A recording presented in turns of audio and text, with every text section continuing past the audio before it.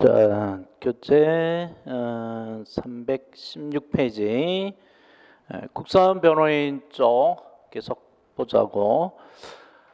국선 변호인 선정 사유를 지난 시간에 그 피의자의 국선 변호인, 피고인의 국선 변호인 받고 지금 볼 게 수용자의 국선 변호인이라고 볼 수 있어요. 3. 재심 피고인의 국선 변호인인데 재심은 유죄 판결을 받은 사람이, 유죄의 확정 판결을 받은 사람이, 그러니까 수용자가 다시 재판해 달라는 거거든요.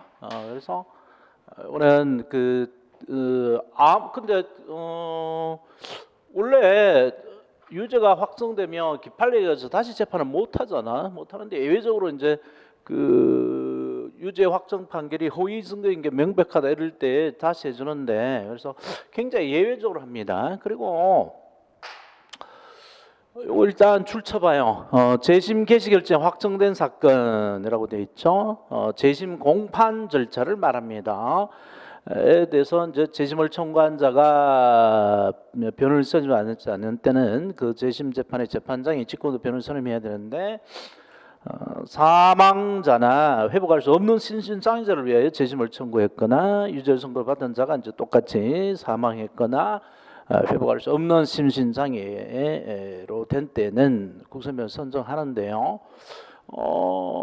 요게 그 다음에 그러나 그 밑에 박스 밑에 그러나 재심 공판 절차가 아니라 재심 개시 절차 줄쳐놔 보세요. 재심 개시 절차.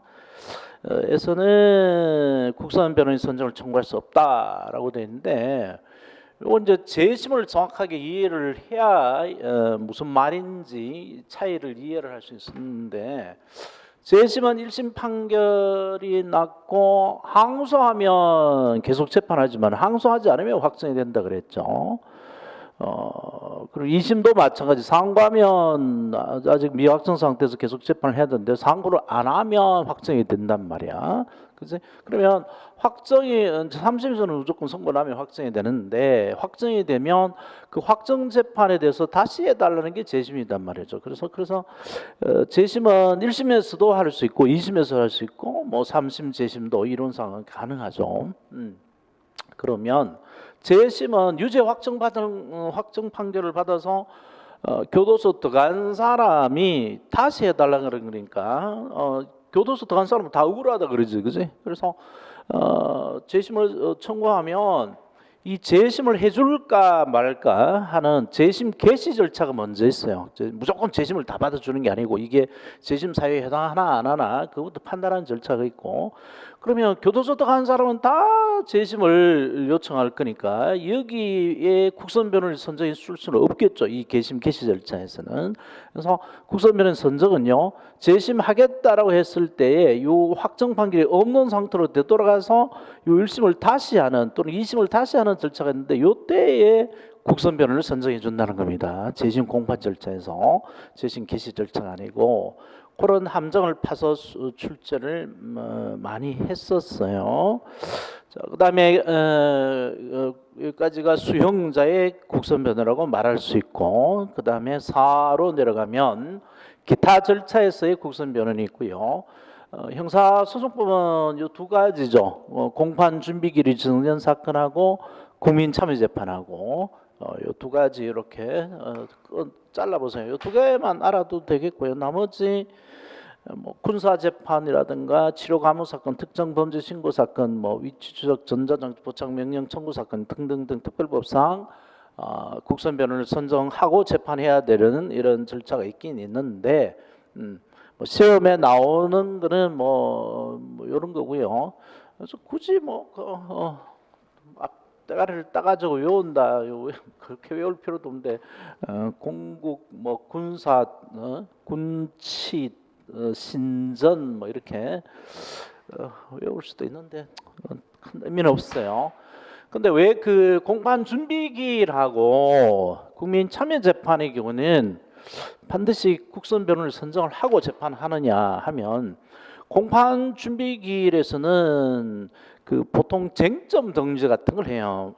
뭘 가지고 다투고 뭘 가지고 재판할 것인가에 대해서 미리 정하는 게 공판 준비기일이고, 이거는 법적 전문가가 있어야 되기 때문에, 법적 전문가의 도움이 필요하기 때문에 공판 준비기일에서는 국선 변호인을 선정하도록 되어 있고요.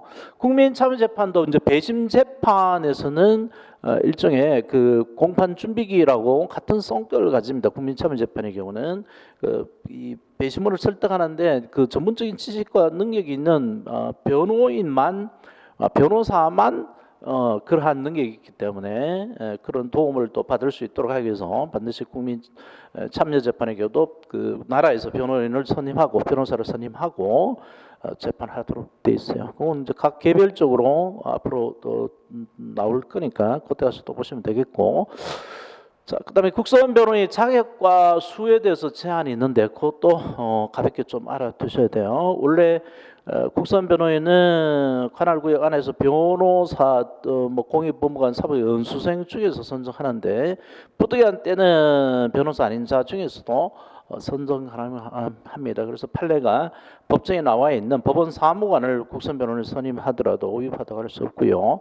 그다음 국선 변호인은 피고인이 여러 명 있으면 피고인마다 한 명씩 선정해 주는 게 원칙이에요. 각 피의자 피고마다 1인을 선정하는데 사안이 단순하면 여러 피고인을 위해서 한 사람의 그 국선 변호인을 선정해 줄 수가 있어요. 원래 이제 따로따로 선정하는 거고 주관적 감대로 그랬죠. 따로따로 치고 하는데 A조를 한꺼번에 국선 선정하는데 근데 얘네들의 서로 이해가 충돌되지 않아야 됩니다. 이해가 충돌. 그걸 서로 이해가 충돌되는 걸 상반이라고 하죠. 서로 반대된단 말이야. 그러면 한 사람이 얘를 이기게 해주면 얘가 지고 얘를 이기게 해주려면 얘가 지게 되는 거예요. 서로 이해가 충돌되죠. 그러면 변호사를 다른 사람을 써야지 똑같은 사람을 쓸 수가 없죠. 그래서 그런 경우가 아니면 이해가 상반되는 경우가 아니면 그 여러 피의자 피고를 위해서 한 사람의 변호인을 선임해도 됩니다. 그리고 사건이 막 복잡하다. 지금 오늘 선고하는데 뭐 박근혜 사건, 뭐 최순실 사건처럼 사건에 열 몇 개가 돼. 그러면 한 사람의 변호인이 그 열 몇 개 기록 보는데도 10만 쪽이래. 10만 쪽. 그걸 다 볼 수 없잖아요, 그죠? 그래서 국선 변호인을 여러 명 선정할 수 있는데 아마 박근혜 사건의 경우에 국선 변호인이 여러 명을 둔 것 같아요. 한 3명과 4명을 선정했죠. 사건이 워낙 많기 때문에. 자, 그다음에 국선 변호인 선정 절차 앞에서 조금씩 봤어요. 피의자 국선 변호인 영장실질심사하고 체포구속 적부심사 절차에서 있었죠. 그때 영장실질심사의 경우는 그 영장 발부하는 판사가 직권으로 국선 변호인 선정해 줄 거고, 체포구속 적부심사의 경우는 체포구속 적부심사 관할 법원이 직권으로 국선 변호인을 선정합니다. 그다음에 피고인의 국선 변호인은 이제 수소 법원에서 하는데 먼저 재판장이 이런 걸 고지하죠. 이런 사유에 해당하면 국선 변호인 선임을 청구할 수 있다, 또는 뭐 국선 변호인을 선임을 청구 안 하면 우리가 직권으로 선임한다라는 사유를 고지를 합니다. 이런 것 쭉, 이런 건 문제가 잘 안 되는데 거기서 문제가 되는 게 있어요. 그 판례 317페이지 판례에 하고 이제 그 위에, 그래서 그 박스 밑에 보면 분명히 규칙, 형사소송 규칙 17조 2항이 그 법원이 고지받은 피고인이 변호인을 선임하지 않을 때에는 국선 변호인을 선정하고 그 뜻을 피의자 피고인한테 알려줘야 된다, 고지하여야 한다라고 규정이 되어 있는데도 불구하고 이 규정을 의무 규정으로 이해를 안 해요, 대법원 판례가. 그래서 그런 고지를 하지 않더라도 변호인 선임 청구권이 있다라고 하는 것을 고지하지 않더라도 위법한 건 아니다라는 판례가 있어요. 이런 것들은 좀 봐두셔야 되겠고요. 법원으로서는 피고인에게 국선 변호인 선정을 청구할 수 있음을 고지할 의무가 있는 건 아니다. 그래서 대부분 판례는 어지간하면 자기네들 일거리를 줄이는 쪽으로 판시를 많이 한다 그랬죠. 그래서 팔이 안으로 많이 굽는단 말이야. 뭐 법원이 반드시 해야 될 거를 안 하더라도 그게 뭐 본질적인 것이 아니면 위법이 아니니까 재판을 다시 할 필요가 없다, 이런 식으로 판례를 내린 게 많아요. 그다음에 니은 소송 기록 접수 통지와 항소유서 제출인데 이거 별표 3개 이상 해놓으세요. 문제가 꽤나 많이 되어 있습니다. 오늘은 그 항소 절차를 알아야지만 이해가 되는 부분이긴 한데 항소가 이제 1심에서 2심, 2심에서 3심 올라가는데 뭐 2심에서 3심 올라가는 거랑 1심에서 2심 올라가는 거랑 뭐 비슷해요. 근데 1심 판결이 선고가 되면 1심 판결 선고되면 7일 안에 항소를 해야 되죠. 상소 중에 항소를 해야 되고 안 하면 이제 확정이 된다 그랬잖아, 그지?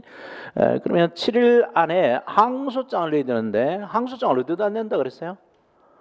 2심에 가서 다투는 게 항소심인데 그래서 인천지방법원 합의부에서 애들 유괴해가지고 놀이터 유괴해서 죽였다 그래가지고 공범 하나한테는 20년 그 교사범한테는 무기징역 때렸는데 7일 안에 서울고등법원에 항소를 한단 말이야. 그러면 항소장을 서울고등법원에 낼 것 같아? 아니면 그 1심 법원인 인천지방법원 합의부에 낼 것 같아요? 항소장을 어디다 낸다 했지?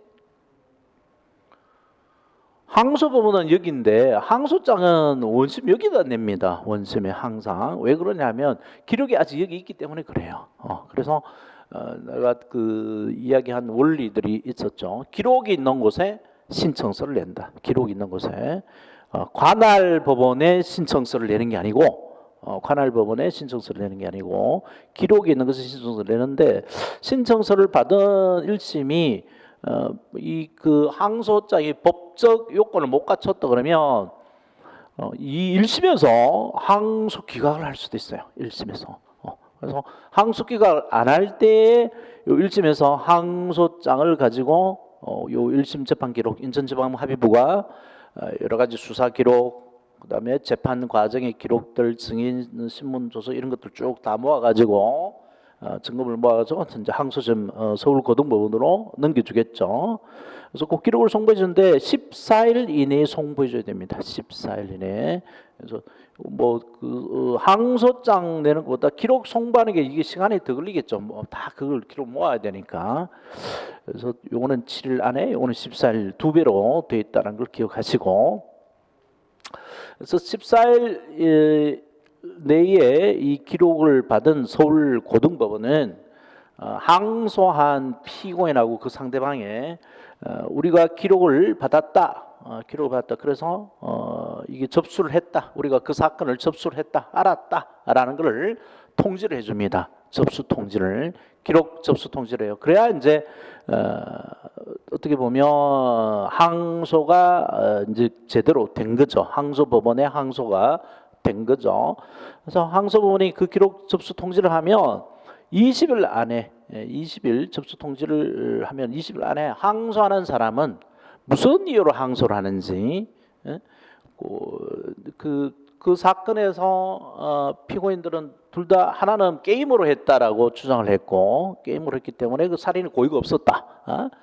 그런 주장을 했고 또 하나는 내가 조현병을 알아가지고 그 순간에 뭐 정신이 없어서 잘 모르겠다 심신상실이다 이렇게 주장을 했는데 그런 이유를 대됩니다. 고의가 없는데 무기징역을 내렸다든가 조현병을 주장했는데 그걸 1심 법원이 고려를 안 하고 징역 20년을 때렸다든가 그런 거를 다툰다라는 항소 이유서를 제출해야 됩니다. 항소 이유서를. 그래서 항소장은 원심에, 항소 이유서는 항소심에, 재판하는 항소심에 내야 되고 만약 항소 이유서를 안 내면 항소법원은 항소 이유서에 포함된 것만 봅니다. 그래서 1심 사건을 처음부터 완전히 다시 하진 않아요. 완전히 다시 하면 1심이 거의 없는 걸로 된 거니까 그렇게 하진 않고 2심에서는 1심 재판을 다시 하긴 하는데 피고인이 또는 검사가 다투고자 하는 것을 먼저 합니다. 그것만 재판하는 거죠. 그래서 항소 유수익을 안 되면 항소본이 재판할 거리가 없기 때문에 원칙적으로 항소 기각을 해요. 항소 기각을 합니다. 이거 항소 유수를 안 됐으니까 우리가 뭘 가지고 재판을 할지를 네가 안 정해줬으니까 우리는 재판하지 않는다고 한단 말이에요. 예가 있긴 있죠. 직권조사 사항이 있다든가 이 항소장에 뭐 항소 이유가 어느 정도 기재돼 있다든가 그러면 예외적으로 하긴 하겠는데 원칙은 항소 기각을 해요. 근데 항소장은 이건 쓰기가 쉽죠. 요약이 뭐 구성이 돼 있으니까 쓰기가 쉬운데 항소에서 이거는 일반 사람은 쓰기 힘듭니다. 뭘 가지고 다투는지 법적으로 어떻게 구성해서 다투는지 그걸 뭐 해가지고 자기소개서 써도 힘든 판에 이 항소유서를 쓰라니까 힘들죠. 항소유서 중에 제일 유명한 게 유시민 작가 전 유시민 장관이죠. 유시민 장관이 20대에 대학교 3학년인가 4학년 때 데모하다가 잡혀 들어가면서 쓴 그 유명한 항소유서가 있어요. 이제 요거는 젊을 때 읽으면 좀 와 하고 하던데 이제 나이 들어서 읽으니까 조금 그렇더라고. 간지러운 얘기도 있고. 그래서 그 항소유서는 일반 사람이 쓰기는 힘들어요. 명문장가나 법적 전문 지식이 있어야 쓴단 말이야, 그지? 그래서 항소 이유서 제출할 때 변호인의 도움을 받아야 됩니다. 그런데 국선 변호인 선정을 청구했는데도 그 선정을 안 해준단 말이에요. 안 해주고 20일이 지나서 항소 제출이 없다는 이유로 항소 기각을 하게 되면 특히 피고인 입장, 피고인이 항소를 했을 때 변호인 도움을 또 받지 못해서 항소에서 못 냈는데 국선변호인 선정 안 해주고는 법원이 지체를 해서 국선변호인 선정 안 해주고는 항소유서 제출이 없다 그래서 항소 기각을 해버리면 국선변호인 효력을 전혀 못 받는단 말이에요, 그죠? 그래서 우리 대원 판례가 이때는 법원이 잘못했다 그래요. 법원이 잘못해가지고 20일이 지날 때까지 국선변호인 선정을 안 돼 있으면 20일 지나도 국선변호인 선정해주고 그 국선변호인한테 접수 통지를 해줘서 20일 안에 항소를 제출할 수 있는 기회를 주라라고 하는 게 판례입니다.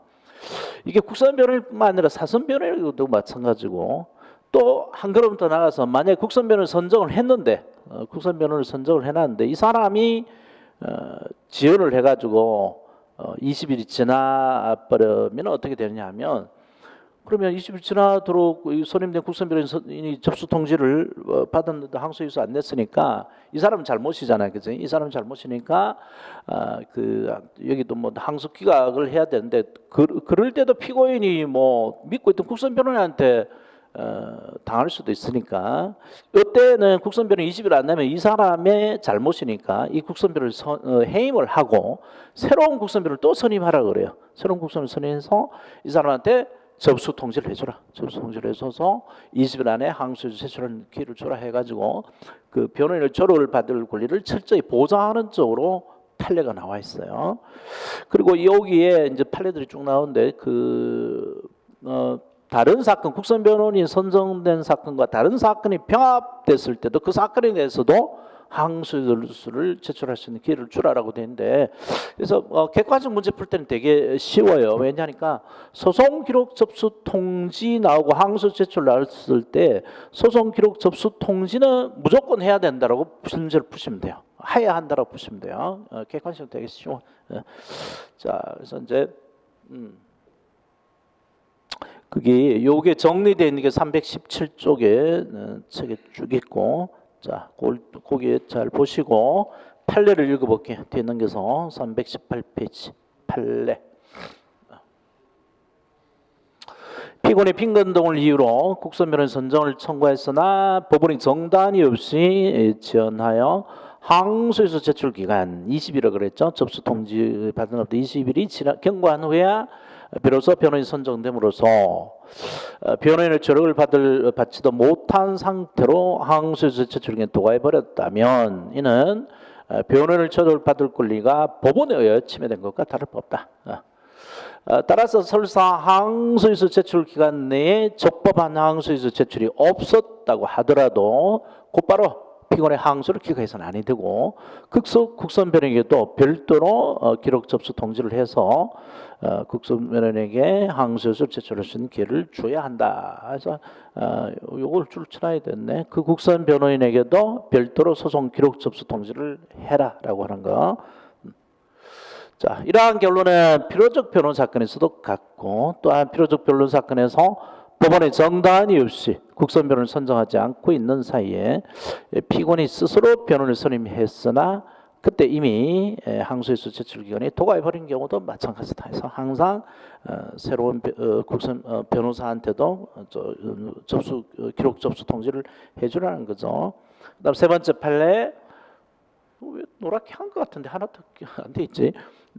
국선 변론 선정 효력은 선정에 병합된 다른 사건에도 미치는 것이므로 항소심에서 변호인이 선정된 후에 변호인은 다른 사건에 병합된 경우 지체 없이 국선 변호인에게 병합된 사건에 관한 기록 접수 통지를 하라라고 돼 있죠. 자, 이것도 이렇게 줄 쳐놔봐. 이렇게 왜 안 해놨었지?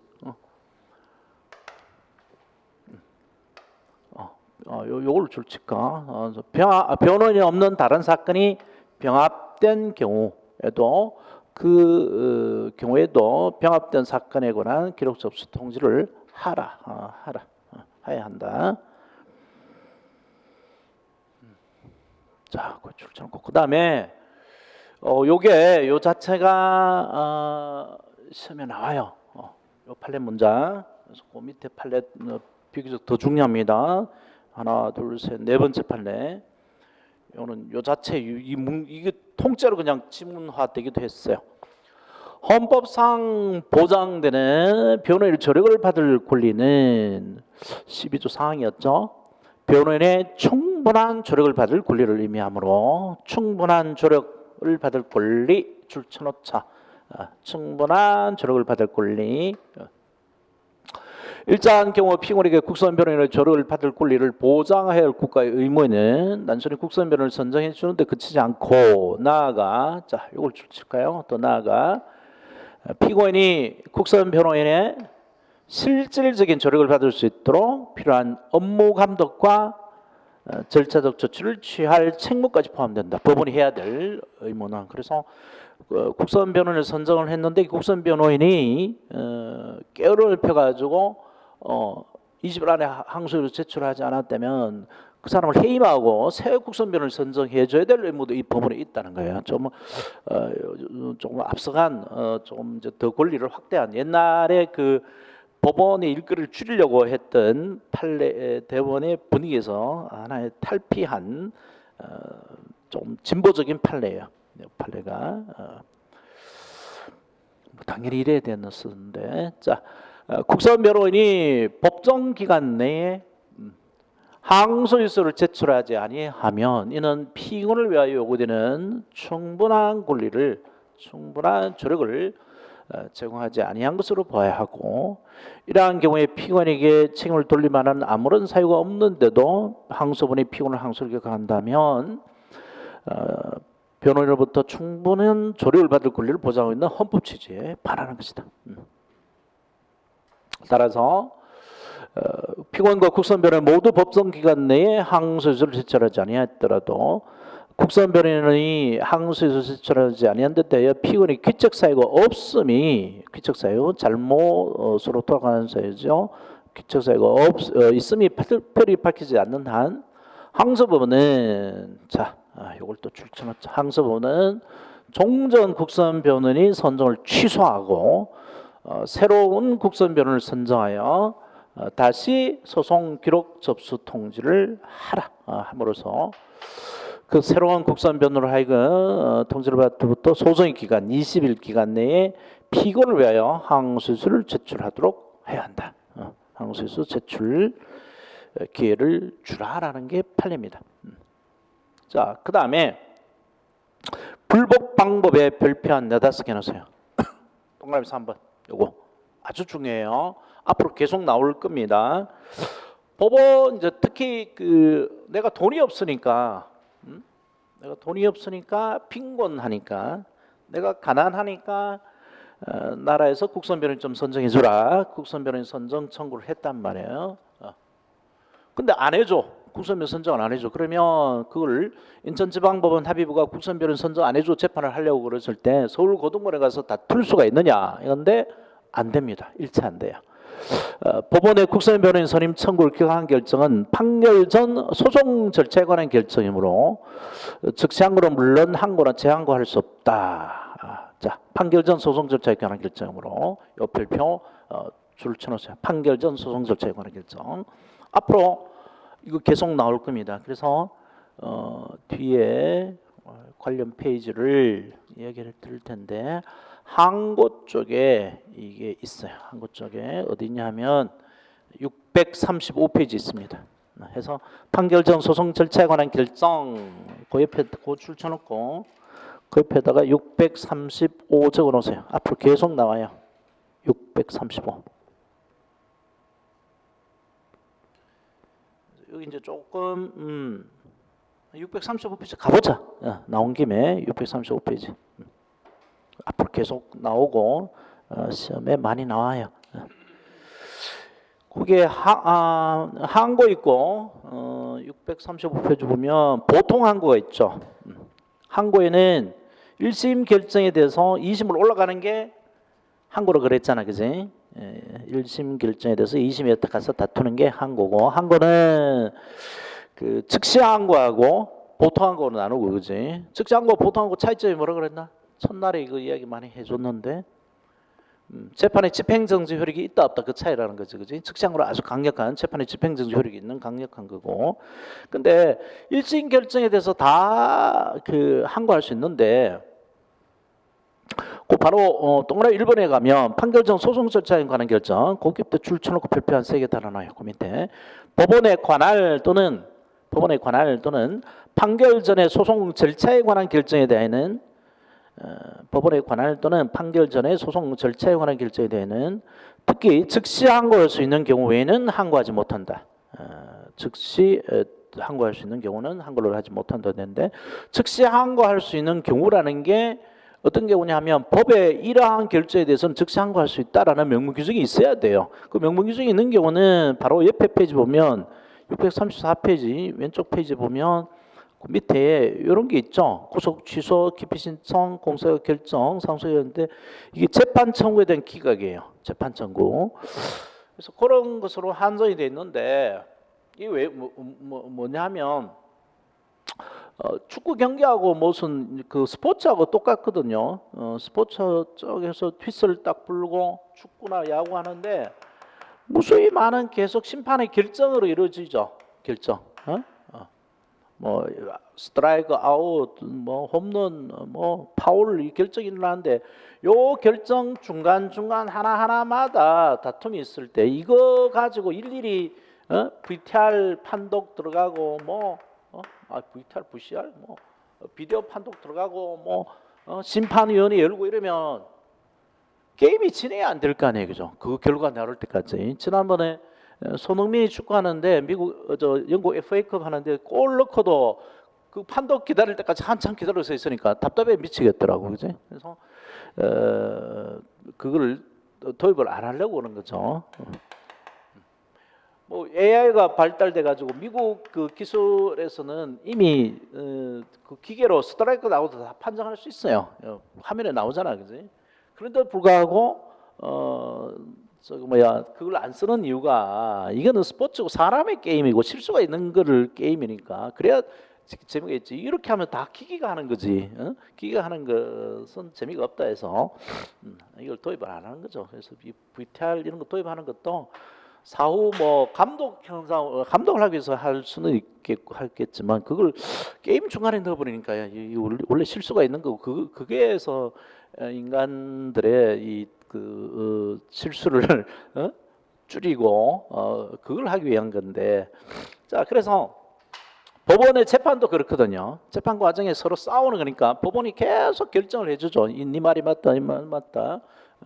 그리고 뭐 1심 들어갔을 때 언제 재판을 한다, 증인은 누구로 한다, 이 사람은 증인을 안 산다, 뭐 그다음에 전문가 누구한테 맡긴다, 뭐 계속 나오는 결정에 대해서 일일이 항소를 허용하게 되면 항소법원의 판단이 내려올 때까지 멈추거나 하게 되면 재판이 진행이 안 되겠죠, 그죠? 그래서 이 결정에 대해서는 일단 판결 전 진행을 위한 판결 전 소송 절차 진행을 위한 결정에 대해서 항고를 못 한다고 딱 막아놨어요. 유죄 실체 판단에 관한 게 아닌다. 절차 진행에 위한 것에 대해서 항고를 못 하고 1심 판결이 선고될 때까지 기다려라. 유죄 판결이든 무죄 판결이든 공사 판결이든 면소 판결이든 어떤 판단, 종국적 판단이 나올 때까지 기다려가지고 요 결정이 뭔가 잘못됐다 다투고 싶으면 요 결정 자체에 대해서 항고를 못하고 요 결정이 판결의 결론에 영향을 미쳤을 때 요 판결 가지고 항소를 해라. 항소를 해라. 라는 의미로 만들어 놓은 게 요 403조예요. 403조. 법원의 관할 또는 판결 전 소송 절차에 관한 결정에 대해서는 특히 즉시 항고할 수 있는 경우에는 항고하지 못한다고 되는데 즉시 항고를 하려면 이런 즉시 항고할 수 있는 특별 규정이 있어야 됩니다. 그래서 판결 전 소송 절차에 관한 결정에는 즉시 항고할 수 있는 경우 외에는 항고하지 못한다라는 규정이 403조 1항인데 그러면 이걸 뒤집으면 판결 전 소송 절차에 관한 결정은 항고를 못하지만 즉시 항고는 가능하겠죠, 그죠? 하겠는데 즉시 항고할 수 있다는 명무 규정이 다시 있어야 된단 말이에요. 그런데 판결 전 소송 절차에 관한 결정에는 그 634페이지 있는 거 외에는 없어요. 그리고 몇 개가 안 돼요. 많긴 많은데 줄이면 이렇게밖에 안 돼요. 자, 그래서 다시 이제 앞으로 되돌아서 국선 변호인은 선임 청구를 기각한 결정은 판결 전 소송 절차에 관한 결정인데 즉시 항고 외에는 못한다는 403조 규정을 적용받는단 말이에요. 그래서 즉시 항고는 가능할 것 같지만 국선 변호인 선임 청구 기각한 결정에 있어서는 즉시 항고를 허용하는 규정이 없어요. 없기 때문에 즉시 항고도 안 됩니다. 즉시 항고도 안 되고 항고, 재항고 일치 안 돼요. 그래서 상소 일치 안 되고 이제 다투고 싶으면 판결할 때 기다려야 된단 말이에요. 판결할 때 기다려가지고 그 판결이 법원 당신이 국선 변호인 선정 안 해줘 내가 충분히 방어를 못해서 이런 판결이 났다. 그래서 그걸 가지고 항소하도록 항소를 해야 됩니다. 그래서 그 자체 가지고 항소는 안 된다라고 하는 거, 항고는 안 된다는 거 잘 알아두고 자 그다음에 국선 변호인 선임과 선정의 취소와 사임 가볍게 보십시오. 문자가 잘 안 돼요. 사선 변호인이 선임이 됐다. 그럼 국선 변호인 선정 취소합니다. 국선 변호인 자격 상실을 했다 이런 경우에 취소해야만 되는 경우도 있고 또 취소할 수도 있는 경우도 있고 그런 사임할 수 있는 경우가 있는데 사임은 또 함부로 못하죠. 안 그러면 뭐 돈 안 된다고 그만두고 나가거나 재판 공평하게 안 한다고 그만두고 나가버리고 하면 또 국선 변호인 선정하고 그 사람 변호 준비할 때까지 또 기다려야 되고 재판이 지연이 오니까 함부로 사임 못하고요. 그 법원에 허가가 있어야 됩니다. 사임을 하려면 일반 사선하고 다르다는 거 알아두시고 그다음에 변호인 지위로 가보는데요. 크게 두 가지 지위로 나눠져요.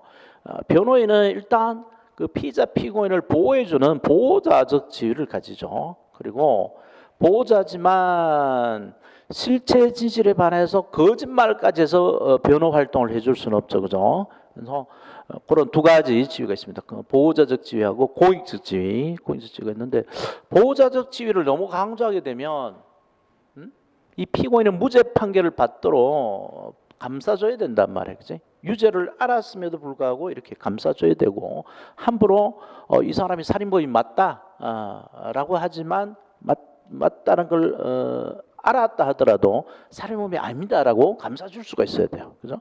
그게 보호자적 지위죠, 그죠? 근데 너무 그게 지나치면 명백한 증거가 있는데도 불구하고 허위 증거를 만들어서 이 사람을 그 살인범이 아니다라고 무죄 변론을 펼 수 있죠, 그죠? 그걸 제한하기 위한 게 바로 공익적 지위로서 변호인은 진실 의무를 가진다라고 하는 이런 제한을 두게 된 겁니다.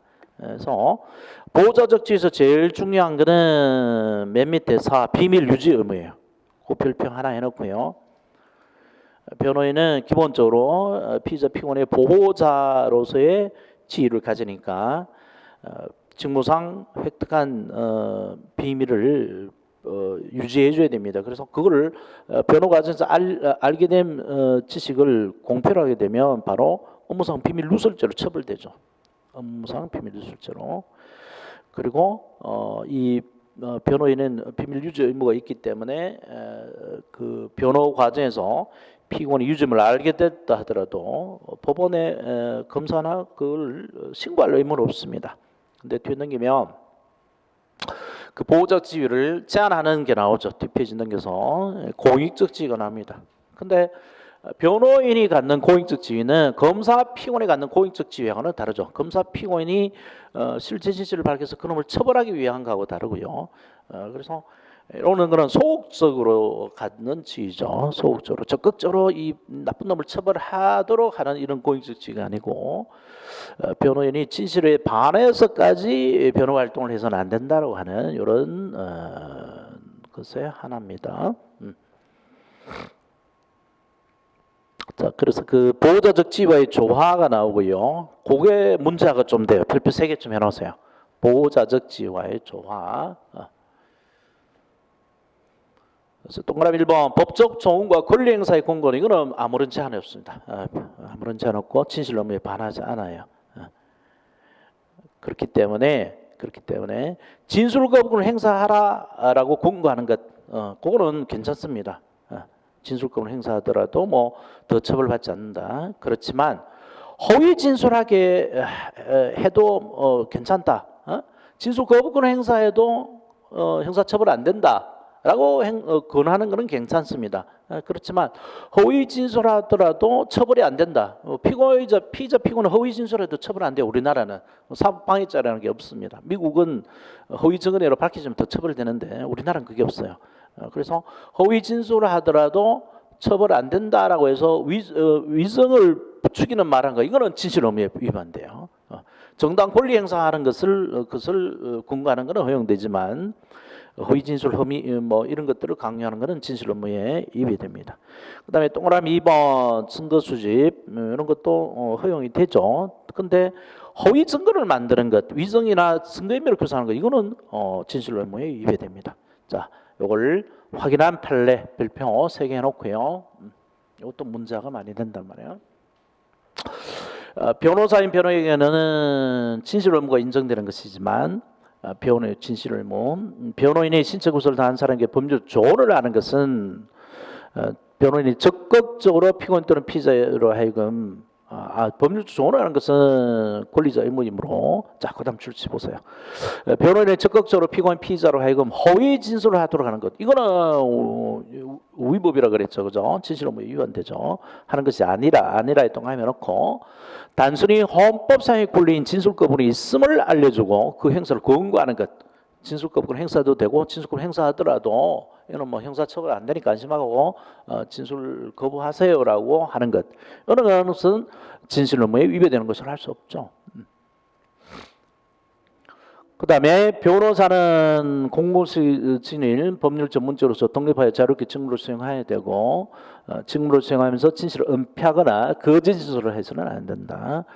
따라서 형사 변호인의 기본적 임무가 피고인 피의자를 보호하고 그 이익을 대변하는 것이라 하더라도 그러한 이익은 법적으로 보호받을 가치가 있는 정당한 이익으로 제한되고 변호인이 의뢰인의 요청에 따른 변론 행위라는 목록으로 자, 요부터가 문제가 됐어요. 근데 더 핵심만 줄치죠. 수사기관이나 법원에 대하여 적극적으로 허위 진술을 하도록 하거나 피고인 피의자로 하여금 허위 진술을 하도록 하는 것은 자기가 적극적으로 허위 진술을 하거나 허위 진술을 하도록 하는 것은 여기 진실 의무에 위반됩니다. 허용되지 않아요. 자, 그 다음에 변호인의 권한은 이거는 이제 요즘은 이제 문제가 잘 안 되는데 정례 차원에서 가볍게 보겠습니다. 변호인의 권한 4로 되어 있는 거요. 피의자 피고는 변호인은 권한이 2개 있는데 요 피의자 피고인의 지시에 따라서만 할 수 있는 것 대리인의 그 권한을 가진 게 기본이니까 피고인의 권리를 대리 행사하는 거니까 피고인이 시키는 대로 하는 게 있어요. 그게 이제 대리권이라고 한다면 변호인은 대리로서만 아니고 고익적 지위에서 독자적인 또 지위도 갖고 있죠, 그죠? 그렇기 때문에 독자적인 피의자 피고인하고 아무 관계 없이 변호인의 지위에서 독자적으로 갖고 있는 형사소송법상의 권리도 있어요, 형사소송법상에. 그래서 그 두 가지를 대리권하고 고의권으로 나눕니다. 대리권은 피의자 피고인의 권리를 대신 행사하는 거고요. 고의권은 피의자 피고인하고 아무런 관계 없이 변호인 자신의 변호인으로서 법적 지위에서 갖는 권한입니다. 각각 다시 이제 두 가지로 나눠주는데 대리권은 여기다 해놓을까? 이걸 안 해놨구나. 대리권은 다시 두 개로 나눠져요. 종속 대리권하고요, 독립 대리권으로 나눠집니다. 종속 대리권이란 말은 변호사가 그 본인의 의사에 따라서 할 수 있는 것들입니다. 강의 노트에 아마 내가 메모를 해놨을 것 같은데 이게 PPT 늘 까먹네. 정리를 한다는 게. 79페이지. 오, 땡큐. 79페이지 펴보자. 79. 펴놓고 항상 한다는 게. 그게 요게 정리가 비슷하게 돼 있어요. 79쪽. 본인 의사에 따라서 하도록 돼 있는 거고, 독립 대리권은 본인 의사에 반대해서도 할 수 있어요. 그러면 이거는 뭐 고의권하고 거의 차이가 없긴 한데, 고의권하고 차이가 있다면 고의권은 본인의 권리가 있든 없든 변호인에게 있지만, 대리권은 본인의 권리가 소멸돼 버리면 대리할 권한이 없게 되는 이런 관계에 있으면 이 대리권을 보죠. 그 다음에 독립대리권은 다시 이건 임의적으로 나눴는데, 묵시의 의사에 반해서 할 수 있는 것이 있고, 명시의 의사에 완전히 반해서 할 수 있는 것도 있습니다. 피의자 피고인의 명시의 의사에. 그래서 이런 거를 불완전 독립대리권, 명시의 의사에 반해서 할 수 있는 것은 완전 독립 대리권, 그렇게 나눴는데요. 종속 대리권은 본인의 의사가 매우 중요한 것이겠죠. 변호사가 함부로 못하고 본인의 의사에 따라서만 할 수 있는 거고요. 재판받는 피고인의 의사에 따라서만 할 수 있는 거고, 독립 대리권은 피의자 피고인한테 도움이 되기 때문에 본인의 의사에 반해서 해도 괜찮은 것들로 되어 있습니다. 그래서 이제 그게 종속 대리권 이렇게 돼 있는데, 봐보죠. 변호인의 권리 행사가 본인의 의사에 종속한다. 관할 이전 신청권, 서울로서 받을지, 대전에서 받을지, 부산에서 받을지, 인천에서 받을지, 이거는 본인의 의사에 전적으로 따라야 되겠죠, 그죠? 그래서 관할에 관한 건 다 본인의 의사에 따라야 됩니다. 관 동그라미들 해놓으세요. 관할 이전 신청권의 관할 위반 신청권의 관. 그다음에 증거 동의인데 이거는 사실 이렇게 별표 놓고 오늘 논쟁이 있습니다. 증거 동의는 종속 대리권에 하는 그 논쟁이 있는데, 일단 다수설에 따라서 분류를 했어요. 판례는 달라요. 그래서 먼저 학설에 따라서 알아두고 참고해 놓았습니다. 그 뒤에 증거 동의가 상세할 테니까 요거는 이제 일단 외우기 편하게 하도록 하기 위한 거고, 그다음에 상소취하 정cep한 청구 취하, 그래서 증거 동의에 동동함해 놓고요, 취하에 하 동함해 놓고 하 각종 상소취하. 상소하는 거는 피고인한테 유리해요. 그래서 바로 밑에 나오는데 피고인 의사에 반해서 할 수 있겠지만, 해놓은 상소를 취하는 것은 피고인한테 불리할 가능성이 있습니다. 반드시 불리한 건 아니지만 불리한 게 더 많죠. 그래서 피고인 의사를 물어봐야 됩니다. 재판을 계속할지 그만둘지. 그래서 정재판 청구 취하, 상소 취하 이렇게 동그라미 해놓으세요. 자, 그러면 모으면 관동하가 되죠. 관동하. 이거는 동은 견해 대립이 있지만 관동하가 되고요. 외우는 방법은 관동화가 잘 안 해주죠, 그죠? 그래서 관두라라고 외우세요. 살짝 바꿔가지고 관두라. 그래서 변호인이 피고인한테 물어봐요. 관할을 옮길까요, 말까요? 증거 동의할까요, 말까요? 상소 취할까요, 말까요? 물어봐서 하라 그러면 하는 거고, 관두라 그러면 관두는 거. 그래서 피고인의 의사가 매우 중요한 것, 그렇게 암기하시면 됩니다. 이런 게 뭐 그렇게 문제는 안 되고, 그냥 다른 거하고 비교해서 정리하기 위해서 해놨더만, 옛날 같으면 이런 게 문제가 되는데, 이런 사소한 것들이. 근데 요즘은 경찰시험 이렇게 문제가 잘 안 돼요. 자, 그다음에 독립대리권은요. 독립대리권은 다시 두 가지로 나눠진다 그랬죠. 불완전 독립대리권하고 완전 독립대리권. 불완전 독립대리권은 명시의사에 반하지는 못합니다. 묵시의사, 안 했으면 좋겠다라고 하는 의사에 반해서는 할 수 있어요. 그게 바로 기피신청권, 상소적이 정sen파청권인데 동그라미 없어. 기에 기피신청권의 기 동그라미, 상소적이 상동그라미, 정sen파청권의 정동그라미.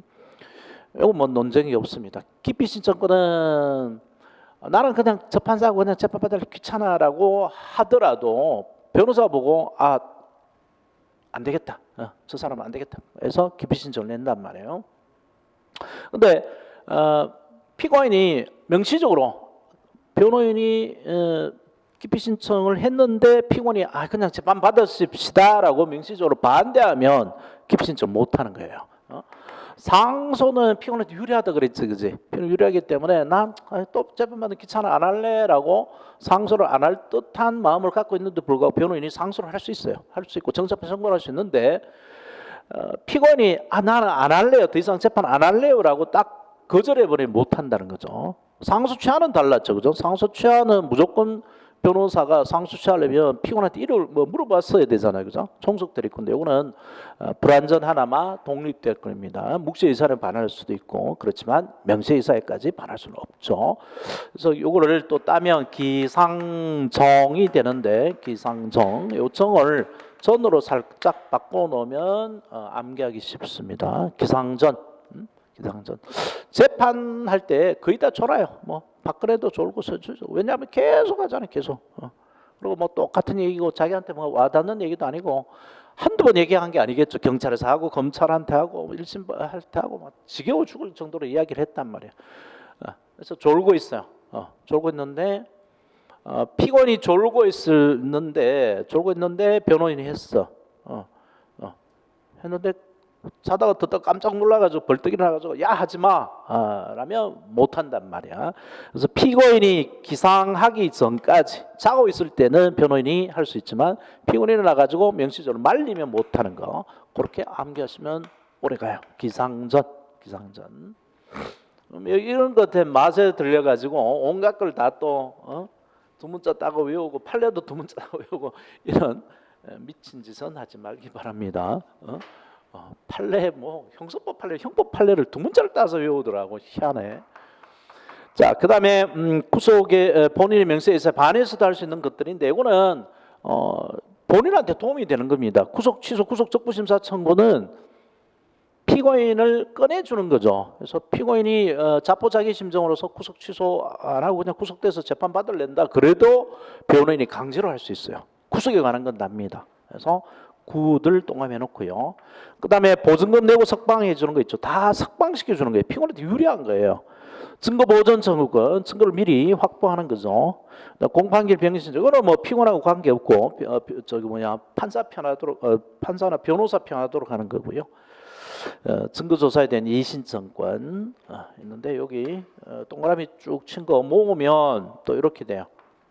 구보증변이가 됩니다. 그래서 이 증을 중으로 살짝 고치면 구보중변이가 되죠. 구보중. 구보라는 게 일상에서 잘 안 쓰고 군대에 가면 구보라는 말이 쓰죠. 연명장을 완전군장에 가서 막 뛰는 거 이런 걸 구보라 그러잖아. 구보하는데 변이 응가가 나와. 그러면 누가 뜯든 말해도 화장실 쫓아가야 되죠. 화장실 못 가면 뭐 길가에서도 봐야 되지. 싸면서 뛸 수는 없잖아요. 그래서 이거는 본인의 명세에 반해서도 변호인이 할 수 있는 것들입니다. 그렇게 암기를 해두시면 되고, 그다음에 고의권은 다시 이제 두 가지인데 뭐 이런 거는 가볍게 보세요. 안 봐도 사실 별 문제가 없습니다. 자, 그 중에 여러 가지 권리들이 많은데 그 중에 중요한 게 322페이지 가로 3번 변호인의 기록열람 등사권이에요. 별표 선정해 놓으세요. 기록열람 등사권 이런 것들이 이제 종합 문제로 만들어집니다. 기록열람 등사권. 이거 이야기 시작하면 쭉 연결해서 해야 되니까 안 되겠다. 쉬었다 하죠.